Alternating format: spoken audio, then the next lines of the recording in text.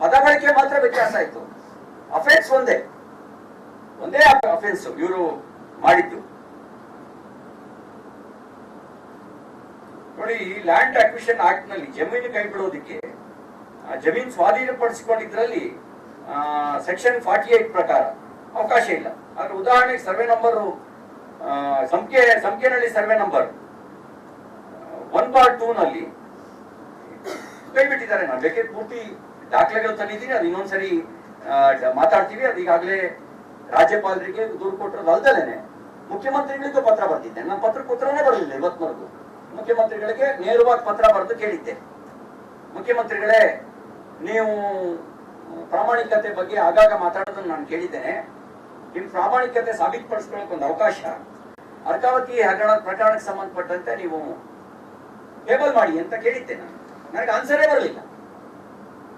ಅಂದ್ರೆ ಇದನ್ನ ಜಾಣ ಮರೆವು ಅಂತ ಹೇಳೋಣ, ಜಾಣ ಕುರುಡು ಅಂತ ಹೇಳೋಣ, ಅಥವಾ ಜಾಣ ಕಿವಿಡು ಅಂತ ಹೇಳೋಣ. ಒಂದ್ಸರಿ ಲೇಔಟ್ ಮಾಡಿ ನಿವೇಶನ ಹಂಚಿಕೆ ಮಾಡಿದ್ಮೇಲೆ BDA is not A owner. Ownership ಹೋಗುತ್ತೆ. ಓನರ್ಶಿಪ್ ನಿವೇಶನದಾರರಿಗೆ ಬರುತ್ತೆ. ಯಾರಿಗೆ ಹಂಚಿಕೆ ಆಗಿದೆ ಅವರು ಓನರ್ ಆಗ್ತಾರೆ. ಆದ್ರೆ ಅವ್ರಿಗೆ ಹಂಚಿಕೆ ಆದ್ಮೇಲೆ ಆ ಜಮೀನನ್ನ ಡಿನೋಟಿಫಿಕೇಶನ್ ಮಾಡ್ತಾರೆ ಅಂತ ಹೇಳಿದ್ರೆ ಇವರಿಗಿಂತ ಪರಮಭ್ರಷ್ಟ ಇನ್ಯಾರು ಬೇಕು? ಮೂಡಾದ 4 ಪಟ್ಟು ಭ್ರಷ್ಟಾಚಾರ BDA ನಲ್ಲಿ ಅರ್ಕಾವತಿ 1ರಲ್ಲಿ ನಡೆದಿದೆ. ಇಡೀ BDA ಏನಾದ್ರು ಕೆದಕಿದ್ರೆ ಬಹುಶಃ ಭ್ರಷ್ಟಾಚಾರದ ಬಗ್ಗೆ ಯಾರು PhD ಮಾಡೋದಾದ್ರೆ, ಭ್ರಷ್ಟಾಚಾರದ ಬಗ್ಗೆ ಟ್ರೈನಿಂಗ್ ಪಡ್ಕೊಳ್ಬೇಕು ಅಂತ ಯಾರಿಗಾರು ಇದ್ರೆ, ಭ್ರಷ್ಟಾಚಾರ ಹೆಂಗ್ ನಡೆಸಬೇಕು ಅಂತೇಳಿ ಏನಾದ್ರು ಟ್ರೈನಿಂಗ್ ಪಡ್ಕೋಬೇಕು ಅಂತಿದ್ರೆ BDA ಬಗ್ಗೆ ಒಂದು ಅಧ್ಯಯನ ಮಾಡಿದ್ರೆ ಸಾಕು. ಭ್ರಷ್ಟಾಚಾರಿಗಳು ಹೇಗೆ ಮಹಾರಾಜರ ತರ ಇರಬಹುದು ಅನ್ನೋದಕ್ಕೆ ಒಂದು ಜೀವಂತ ಉದಾಹರಣೆಯಾಗಿ ಸಿಕ್ಬಿಡುತ್ತೆ.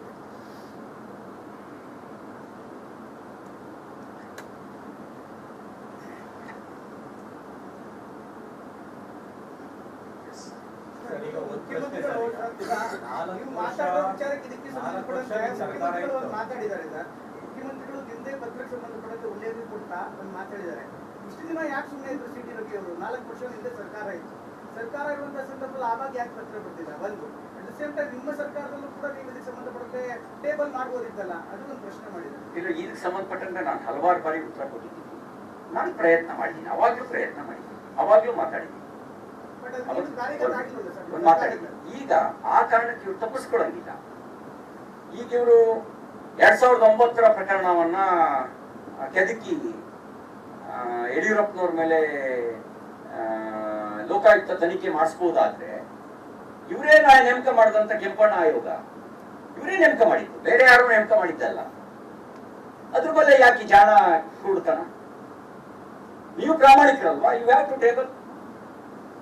ನೀವು ಅದನ್ನು ಟೇಬಲ್ ಮಾಡಿ. You should take action. ಇವತ್ತು ನೀವು ಅಧಿಕಾರದಲ್ಲಿದ್ದೀರಿ. ಈಗ ನಿಮ್ದೇನ್ ಪಾತ್ರ ಹೇಳಿ. ನಿಮಗೆ ನೀವು 2000 ಹಿಂದಿನ ಪ್ರಕರಣವನ್ನ ಕುಮಾರಸ್ವಾಮಿ ಅವರು 2006-7ರಲ್ಲಿ ಮುಖ್ಯಮಂತ್ರಿ ಆಗಿದ್ದಾಗ ನಡೆದಂತ ಮೈನಿಂಗ್ ಹಗರಣಕ್ಕೆ ಸಂಬಂಧಪಟ್ಟಂತೆ ನೀವು ತನಿಖೆಗೆ ಒತ್ತಾಯಿಸಿ ಆಗ್ರಹ ಮಾಡಬಹುದಾಗುತ್ತೆ. ಈ ಪ್ರಕರಣದಲ್ಲಿ ಯಾಕೆ ನೀವೇ ತಗೊಳ್ಳಿ. ನಿಮಗೆ ಸಾಬೀತುಪಡಿಸ್ಕೊಳ್ಳಕ್ಕೆ, ನಿಮ್ ಪ್ರಾಮಾಣಿಕರನ್ನು ಸಾಬೀತುಪಡಿಸ್ಕೊಳ್ಳಕ್ಕೆ ಇದಕ್ಕಿಂತ ಸುವರ್ಣ ಅವಕಾಶ ಇನ್ನೇನಿದೆ? ಈಗ ನಾನು ಹೇಳಿದೆಲ್ಲ, ರಾಜ್ಯಪಾಲರಿಗೆ ಪತ್ರ ಬರೀತಾ ಇದ್ದಾರೆ. ಅಫ್ಕೋರ್ಸ್ ಒಂದ್ ಕಡೆಗೆ ಡಿನೋಟಿಫಿಕೇಶನ್ ಪ್ರಕರಣ ಬಂದ್ಮೇಲೆ ಬಿಜೆಪಿ ಮತ್ತೊಂದು ಡಿನೋಟಿಫಿಕೇಶನ್ ಅಷ್ಟು ಬಂದು ಬಳಸ್ತಾ ಇದೆ ಅಂತ. ಅಲ್ಲ, ನಾನು ಹೇಳಿದೆ ಮಾಡಬಹುದಾಗಿತ್ತು, ತಪ್ಪಾಗಿದೆ. ಈಗ ನಾವೇ ಮಾಡಿದ್ರೆ ಏನ್ ಹೇಳೋದು? ಪೂರ್ವಾಗ್ರಹ ಪೀಡಿತ ದ್ವೇಷದ ರಾಜಕಾರಣ ಅನ್ನೋದು. ಈಗ ಪ್ರಶ್ನೆನೇ ಬರಲ್ವಲ್ಲ, ದ್ವೇಷದ ರಾಜಕಾರಣದ ಪ್ರಶ್ನೆನೇ ಬರಲ್ಲ. ನೀವೇ ಕೆಂಪಣ್ಣ ಆಯೋಗ ನಾವೇ ನೇಮಕ ಮಾಡಿರಲ್ಲ, ನೀವೇ ನೇಮಕ ಮಾಡಿದ್ರಿ. ಟೇಬಲ್ ಮಾಡಿ. ಹಾಗಂತ ಇದರಲ್ಲಿ ನನಗೆ ಪಿಕ್ ಅಂಡ್ ಚಾಯ್ಸ್ ಮಾತ್ರ ಮೆಡಿಕಲ್ ಕಾಲೇಜಲ್ಲಿ ಹಗರಣ ನಡೆದ್ರೆ ಅದು ನಾನು ಏನು ಮಾತಾಡಲ್ಲ, ಅದು ಹಗರಣವೇ ಅಲ್ಲ. 100 ರೂಪಾಯಿ ಅಡಿಗೆ ಬೆಂಗಳೂರಿನಲ್ಲಿ ಏನಕ್ಕದು 1 ಸ್ಕ್ವೇರ್ ಫೀಟಿಗೆ ಅಲ್ಲ, ರಿಜಿಸ್ಟ್ರೇಷನ್ಗಲ್ಲ, ಅದೆಲ್ಲ ಯಾರ ಇಲ್ಲಿ ಬಿಸ್ನೆಸ್ ತರಿದ್ದೀರನಪ್ಪ. 1 ಅಡಿಗೆ 100 ರೂಪಾಯಿ ಇದು ಕೊಡ್ಲಿಕ್ಕೆ ಪರ್ಮಿಷನ್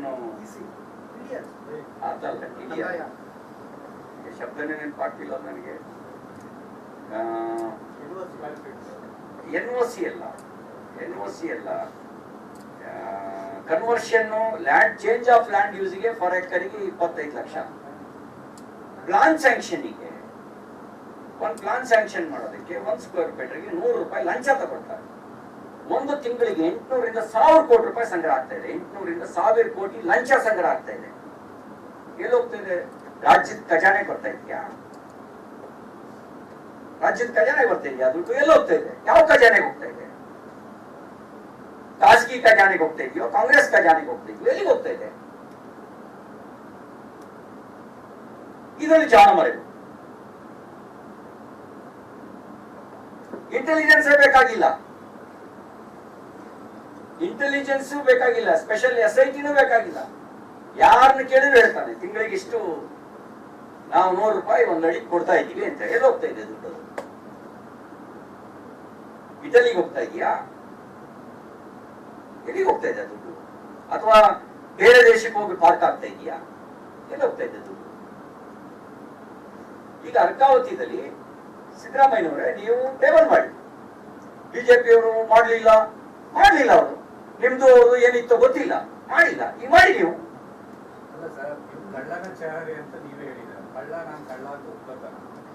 ಯಾವುದೇ ಒಂದು ಸಮಾಜದಲ್ಲಿ ಕಳ್ಳ ಅಂತ ಒಪ್ಕೊಳ್ಳೋ ಸಾಧ್ಯ ನಿಮ್ಮ ಹತ್ರ ಇತ್ತು, ಬಟ್ ನಿಮ್ ಸರ್ಕಾರದಲ್ಲಿ ಮಾಡ್ಲಿಲ್ಲ ಅನ್ನೋ ಗಿಲ್ಟ್ ನಿಮ್ಗೆ ಇದೆಯಾ ಅಂತ ಈಗ ನಾನು ಹೇಳಿದ್ರು. ಅಂದ್ರೆ ಆ ಗಿಲ್ಟು ಖಂಡಿತ ಇದೆ. ಮಾಡಬೇಕಾಗಿತ್ತು, ಮಾಡ್ಲಿಲ್ಲ. ಈಗ ಮಾಡ್ಬೇಕು, ಮಾಡ್ಲಿ. ಇಲ್ಲ, ನಾನು ಅದನ್ನ ವಿಶ್ಲೇಷಣೆ ಮಾಡಕ್ ಬಯಸೋದಿಲ್ಲ, ವಿಷಯಾಂತರ ಆಗತ್ತೆ. ನೀವು ಎಲ್ಲ ಬಿಡ್ತೀರಿ, ಅದನ್ನ ಹಿಡ್ಕೋತೀರಿ. ಈಗ ನೀವೇನಂದ್ರೆ ನೀವೀಗೇನಂದ್ರೆ ಎಲ್ಲ ಬಿಟ್ಟು ಅವ್ರ ಪ್ರಶ್ನೆಗೆ ಉತ್ತರ ಕೇಳ್ತಾ ಅವ್ರು ಯಾಕೆ ಪ್ರಸ್ತಾಪ ಮಾಡಿದ್ರು ಆ ಅವಧಿಗೆ ಯಾಕೆ ಮಾಡಿಲ್ಲ ಅಂತ ಕೇಳ್ತಾರೆ. ನೀವ್ ಹೇಳ್ತಾ ಇರುವಂತದ್ದು ಈಗ ಬಿಜೆಪಿ ಅವ್ರು ಮಾಡಿಲ್ಲ, ನಿಮ್ದು ಅವ್ರದ್ದು ಏನಿತ್ತು ಅಂದ್ರೆ ಅದು ಅರ್ಥ ಇಲ್ಲ. ನಾನ್ ನಿಮ್ಗೆ ಹೇಳೋದೇನಂದ್ರೆ 880 ಎಕರೆ ಡಿನೋಟಿಫಿಕೇಶನ್ ಅನ್ನೋದು ಮುಖ್ಯನಾ? ಸುಮಾರು 20,000 ಜನ ನಿವೇಶನದಾರರಿಗೆ ಆಗಿರೋ ಅನ್ಯಾಯ ಮುಖ್ಯನಾ? ಯಾರು ಮಾಡ್ಲಿಲ್ಲ, ಯಾರು ಮಾಡಿದ್ರು ಅನ್ನೋದು ಮುಖ್ಯನಾ? ಯಾರೇ ಭ್ರಷ್ಟಾಚಾರ ಮಾಡಿರ್ಲಿ, 880 ಎಕರೆ ನಿಯಮ ಉಲ್ಲಂಘನೆ ಮಾಡಿ ಡಿನೋಟಿಫಿಕೇಶನ್ ಆಗಿದೆ. 20,000 ಜನ ನಿವೇಶನದಾರರಿಗೆ ಅನ್ಯಾಯ ಆಗಿದೆ.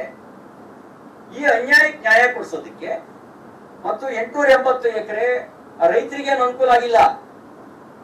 ರೈತರ ಹೆಸರಿನಲ್ಲಿ ಬ್ರೋಕರ್ಗಳು ಅಗ್ರಿಮೆಂಟ್ ಮಾಡಿಕೊಂಡು ಡಿನೋಟಿಫಿಕೇಶನ್ ಮಾಡಿಕೊಂಡು 30 ಕೋಟಿ 40 ಕೋಟಿ ಮಾರ್ಕೊಂಡಿದ್ದಾರೆ. ಅದನ್ನ ಇವತ್ತಲ್ಲಿ 12,000 15,000 ರೂಪಾಯಿ ಸ್ಕ್ವೇರ್ ಫೀಟ್ ಇದೆ, ಮಾರ್ಕೊಂಡಿದ್ದಾರೆ.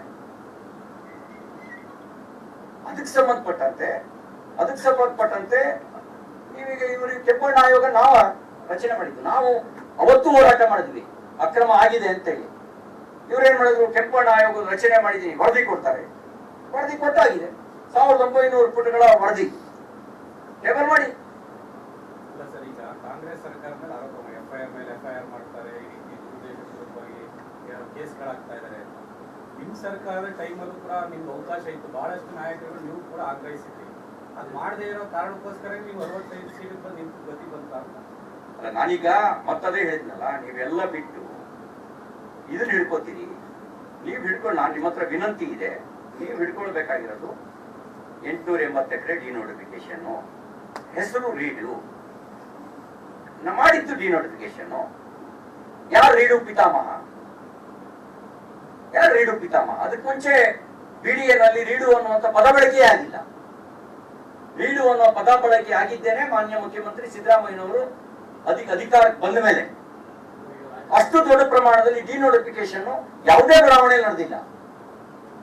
ಅಷ್ಟು ದೊಡ್ಡ ಪ್ರಮಾಣದಲ್ಲಿ 1 ಎಕರೆ 10 ಕೋಟಿ ರೂಪಾಯಿ ಬಹಿರಂಗವಾಗಿ ದುಡ್ಡನ್ನ ಲಂಚದ ರೂಪದಲ್ಲಿ ತಗೊಂಡಿದ್ದಾರೆ. 880 ಇಂಟು 10 ಕೋಟಿ ಅಂದ್ರೆ ಎಷ್ಟಾಯ್ತು? ನೀವು ಲೆಕ್ಕ ಹಾಕಿ, 8,000 ಕೋಟಿ ರೂಪಾಯಿ ಆಯ್ತು. ಇದಕ್ಕಿಂತ ಇನ್ನೇನ್ ಬೇಕು? ಎಲ್ಲೋಯ್ತಾ 8,000 ಕೋಟಿ?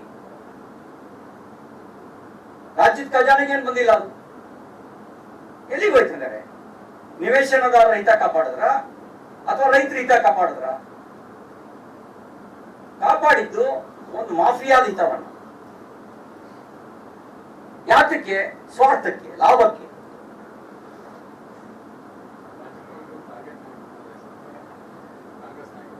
ರಾಜ್ಯಪಾಲರು ಸಂವಿಧಾನಿಕ ಹುದ್ದೆ, ತನಿಖೆ ನಡೆಸಿ ಅಂತ ವರದಿ ಕೊಡಿ ಅಂದ್ರೆ ಟಾರ್ಗೆಟಾ?